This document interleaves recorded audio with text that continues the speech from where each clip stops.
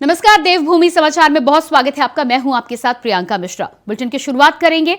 बागेश्वर उपचुनाव में प्रत्याशियों के नामों की घोषणा के साथ चुनावी लड़ाई भी शुरू हो गई है, जिसमें बीजेपी प्रत्याशी बुधवार को नामांकन करने के लिए पहुंची तो कांग्रेस प्रत्याशी के रूप में बसंत को रण में उतारा गया है। देखिए एक रिपोर्ट।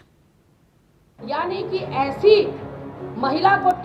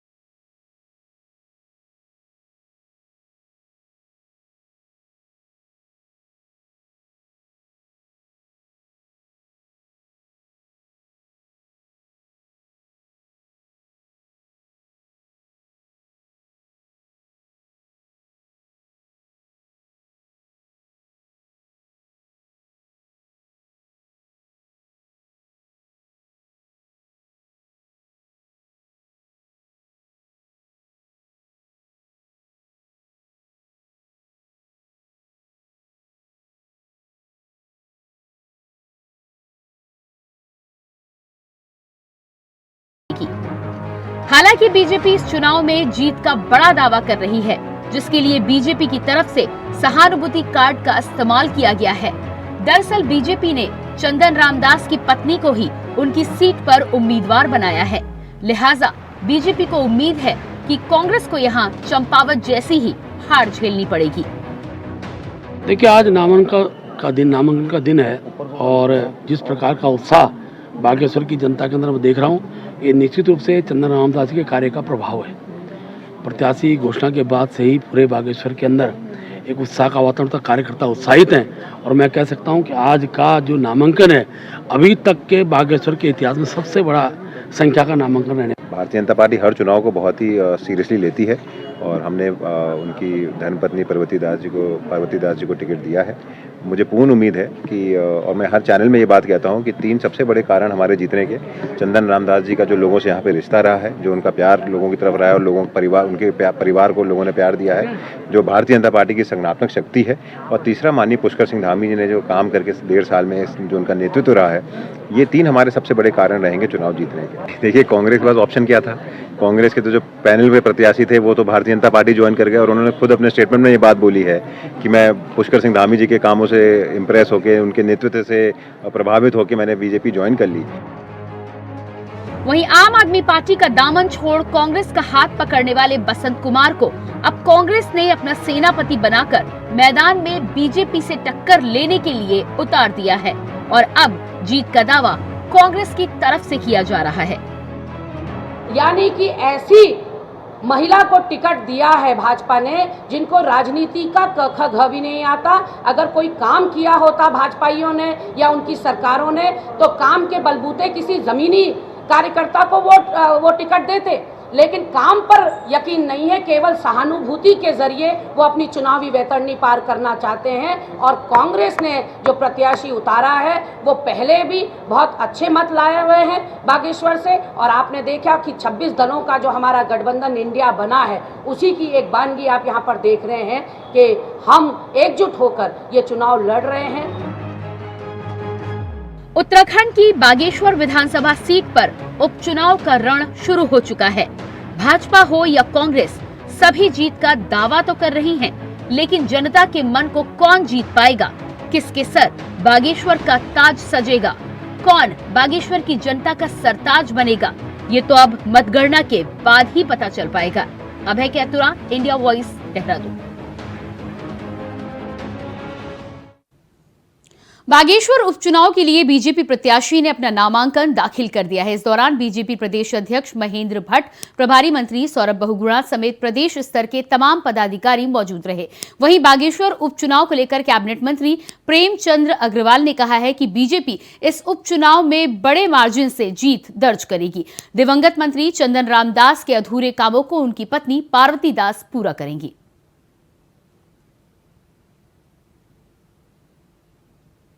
उपचुनाव दुर्भाग्य से कहिए कि हमारे साथी जो हमारे सहयोगी मंत्री रहे हैं चंदन रामदास जी, उनके निधन के बाद उपचुनाव वहाँ हो रहा है और आज हमारी वहाँ की प्रत्याशी यानी कि उनकी पत्नी को भारतीय जनता पार्टी ने टिकट दिया। बहुत अच्छे ढंग से वहाँ नामांकन उनके द्वारा हुआ है और बहुत बड़ी संख्या में इस समय वहाँ पे लोग उनको सुनने के लिए, हमारे नेताओं को सुनने के लिए माननीय मुख्यमंत्री जी वहाँ हैं, हमारे अनेकों मंत्री वहाँ पे हैं, प्रदेश अध्यक्ष जी वहाँ पे हैं, सभी लोग एक बड़ी जनसभा वहाँ कर रहे हैं। और मैं उम्मीद कर रहा हूँ कि जो कार्य हमारे भाई चंदन रामदास जी ने किए थे उसको लेके वहाँ की जनता ने लगातार उनको 4 बार विधायक बनाया। और मैंने कहा दुर्भाग्य से उनकी मृत्यु हुई, आज हमारे बीच में नहीं है, मैं श्रद्धांजलि भी दे रहा हूँ। उनके अधूरे काम को पूरा करने के लिए उनकी पत्नी को भारतीय जनता पार्टी ने टिकट दिया, बड़े अंतर से। उत्तराखंड में बागेश्वर उपचुनाव को लेकर सरगर्मियां लगातार बढ़ती जा रही हैं। सभी पार्टियों ने अपने प्रत्याशी रण में उतार दिए हैं। वहीं बीते दिनों बना इंडिया गठबंधन उत्तराखंड फिलहाल सफल होता नजर नहीं आ रहा। जहां आम आदमी पार्टी कोई भी प्रत्याशी अपना उपचुनाव में नहीं उतार रही है, तो वहीं समाजवादी पार्टी अपना दांव उपचुनाव में खेलने जा रही है। सपा ने अपने भगवती प्रसाद त्रिकोटी को प्रत्याशी के तौर पर चुनाव में उतारा है। वहीं आम आदमी पार्टी को छोड़कर यूकेडी समेत अन्य पार्टियां अपने प्रत्याशी को उपचुनाव में उतार रही हैं। वहीं इसको लेकर सपा के पूर्व प्रदेश अध्यक्ष डॉक्टर सत्यनारायण सचान ने कहा कि इंडिया गठबंधन सिर्फ पार्लियामेंट के लिए है। ऐसे चुनाव के लिए अखिलेश यादव की पिछड़ा दलित अल्पसंख्यक फॉर्मूलों पर चलने वाली है।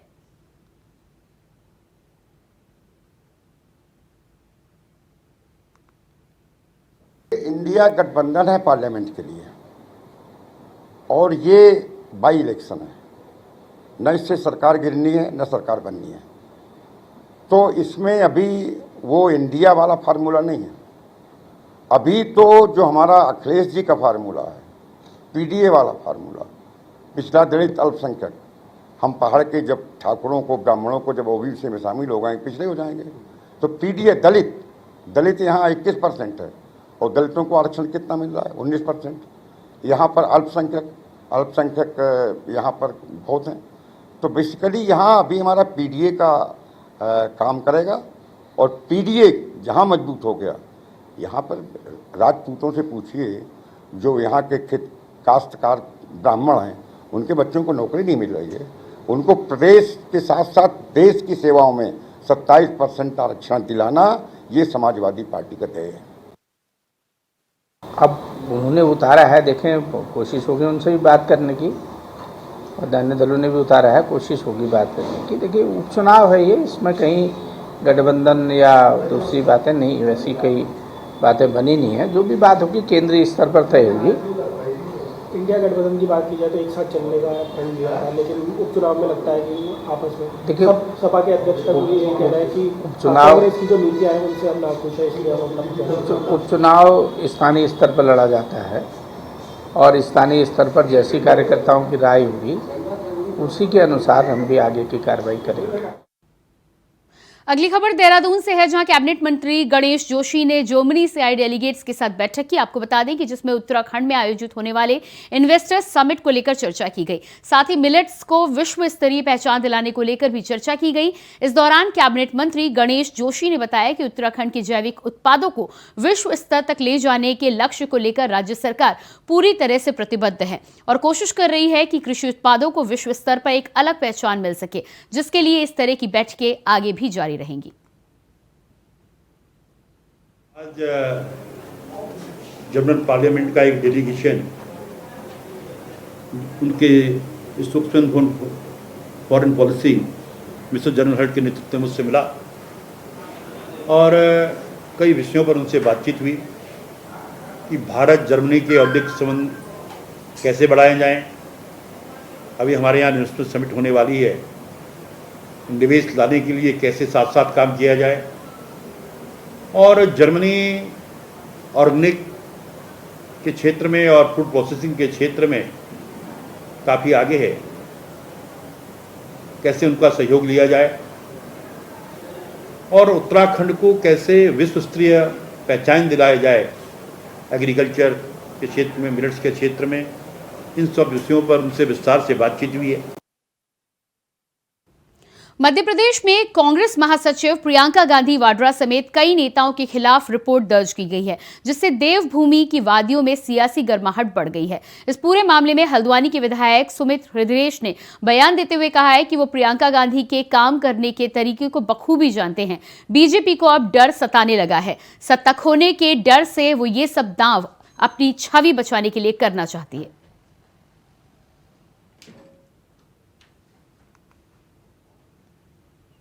देखिए, प्रियंका गांधी जी और हमारे वरिष्ठ नेता मध्य प्रदेश के जो हैं उन पे 41 केस वहाँ पे ठोक दिए गए हैं। और भारतीय जनता पार्टी जिस प्रकार से लोकतांत्रिक व्यवस्थाओं को ढांचे को ध्वस्त कर रही है, आर्थिक न्यायिक सामाजिक कष्ट जो इस समय जनता को, भारत की जनता को झेलना पड़ रहा है, उनके राज में अगर कोई भी आवाज़ उनके खिलाफ उठाता है, भ्रष्टाचार को अनावृत करने की बात करता है। कर्नाटक की जनता ने जो जनादेश दिया, वो कर्नाटक में जो भ्रष्ट भाजपा सरकार थी उसके खिलाफ जनादेश दिया, कांग्रेस की नीतियों को अपनाकर जनादेश दिया। अब मध्य प्रदेश में भी वही कहानी दोहरानी है, क्योंकि मध्य प्रदेश की जो महान जनता है वो अपना मन बना चुकी है और कांग्रेस की सरकार आना सुनिश्चित है वहां पे। तो ये बौखलाहट है उनकी। बुलेटिन में फिलहाल रुकते हैं एक छोटे से ब्रेक के लिए, जल्द हाजिर होते हैं। ब्रेक के बाद स्वागत है आपका। बात करेंगे अगली खबर की। कैबिनेट मंत्री गणेश जोशी ने हाथी बड़कला स्थित अपने आवास पर पूर्व प्रधानमंत्री स्वर्गीय अटल बिहारी वाजपेयी को श्रद्धांजलि दी। इस अवसर पर उपस्थित पार्टी कार्यकर्ताओं ने भी स्वर्गीय प्रधानमंत्री अटल बिहारी वाजपेयी को श्रद्धांजलि अर्पित की। वहीं इस दौरान गणेश जोशी ने कहा कि पूर्व प्रधानमंत्री अटल बिहारी वाजपेयी का पार्टी को यहां तक पहुंचाने में बहुत बड़ा योगदान रहा है। उन्होंने ये भी कहा कि पूर्व प्रधानमंत्री राजनीति के एक अजात शत्रु थे। उनका पक्ष और विपक्ष के दोनों ही नेताओं में काफी बड़ा सम्मान था। देश के पूर्व प्रधानमंत्री स्वर्गीय भारत रत्न वाजपेयी जी की 5वीं पुण्यतिथि है। आज भारतीय जनता पार्टी जिस स्थान पर पहुंची है, उस स्थान में पहुंचाने में वाजपेयी जी का अभूतपूर्व योगदान है। क्या कहूं कि उन्हीं की वजह से आज भारतीय जनता या पार्टी को अतिशयोक्ति नहीं होगी, जिनको अजात शत्रु कहा जाता था। मसूरी बीजेपी मंडल ने पूर्व प्रधानमंत्री भारत रत्न अटल बिहारी वाजपेयी के पुण्यतिथि के अवसर पर उनको याद किया। इस दौरान मुख्यमंत्री और शहरी विकास मंत्री से मसूरी के कंपनी गार्डन का नाम अटल गार्डन करने और अटल जी की आदमकद मूर्ति लगाने की मांग की गई। मसूरी के तिलक मेमोरियल लाइब्रेरी में आयोजित कार्यक्रम में बीजेपी कार्यकर्ताओं ने अटल जी के फोटो पर पुष्पांजलि अर्पित की और अटल जी अमर रहे के नारे लगाए।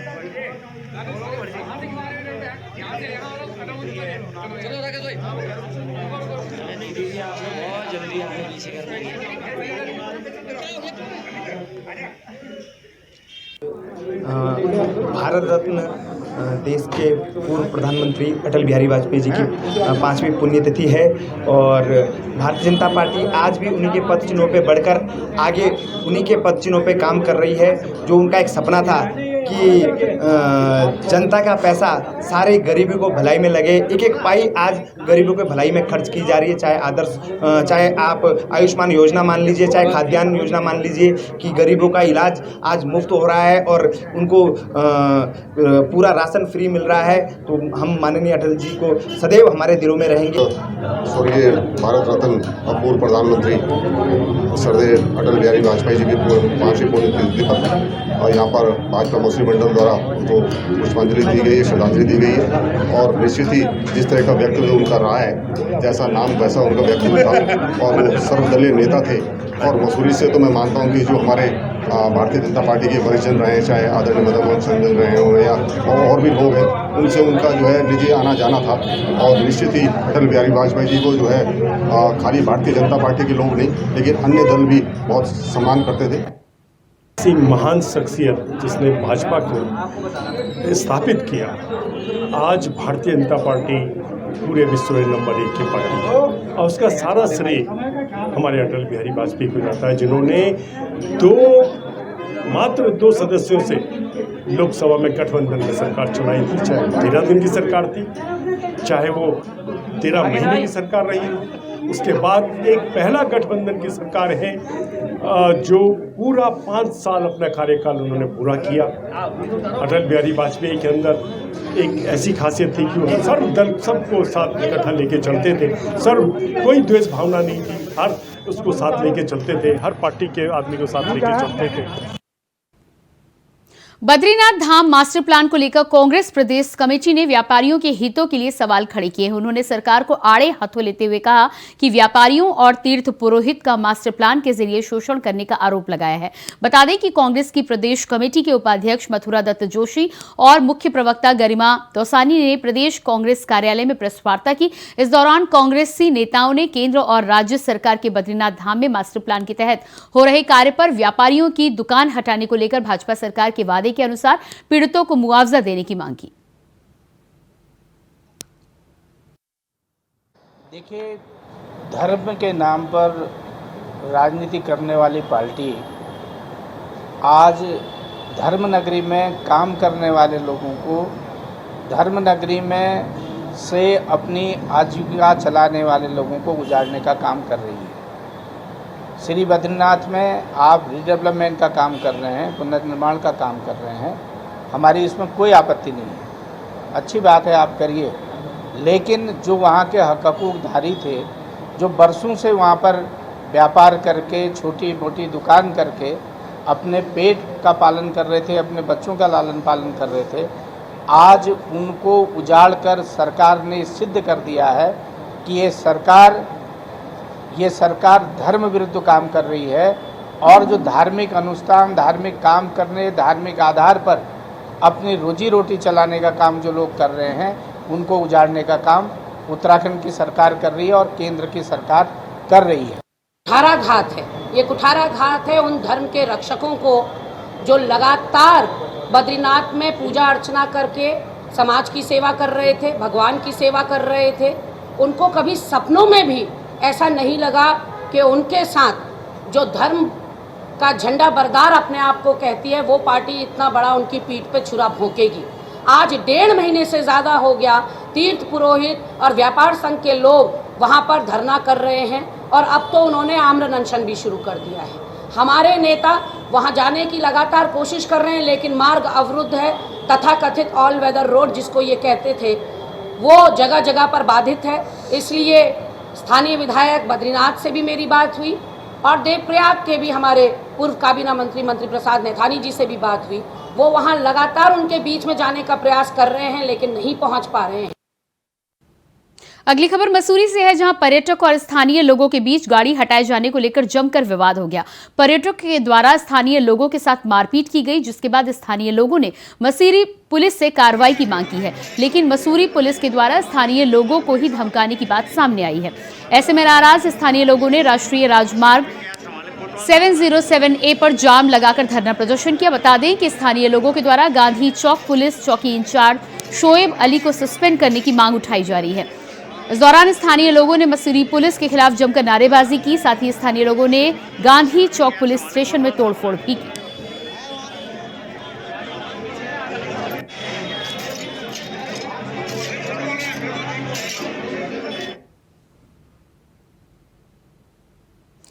बीएमआरमी के छात्र संघ के एक प्रतिनिधि मंडल ने कोतवाली रुड़की सिविल लाइंस में एक तहरीर दी है, जिसमें उन्होंने शिकायत की है कि फेसबुक पर अभिषेक सिंह नाम के एक युवक की तरफ से आपत्तिजनक पोस्ट डाली गई है और पोस्ट के जरिए धार्मिक भावनाएं भड़काने का काम किया जा रहा है।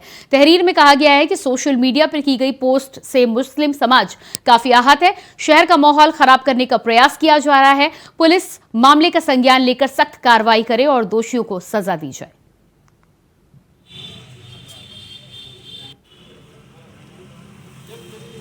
मामला ये है, सोशल मीडिया के माध्यम से एक पेज घूम रहा था जिसमें अभिषेक नाम है, उसने हमारे मोहम्मद सल्लल्लाहु अलैहि वसल्लम का एक कार्टून बनाया, बड़ा भद्दा, और वो इस माध्यम से ये चाहता है कि जो रुड़की शहर में बहुत प्यार मोहब्बत बना हुआ है, इससे जहर फैल जाए और यहाँ लड़ाई दंगे हो जाए। और हम ये बिल्कुल नहीं चाहते। हम प्रशासन से चाहते हैं कि प्रशासन इस पर जल्द से जल्द कड़ा से कड़ा एक्शन लेकर कार्रवाई करे। इसमें जो भी इन्वॉल्व है, वो कोई भी हो, सबको तुरंत पकड़े और जेल के अंदर डाल दिया जाए। और इसी के साथ देवभूमि समाचार में इतना ही। खबरों के लिए बने रहिए इंडिया वॉइस के साथ। मुझे दीजिए इजाजत। नमस्कार।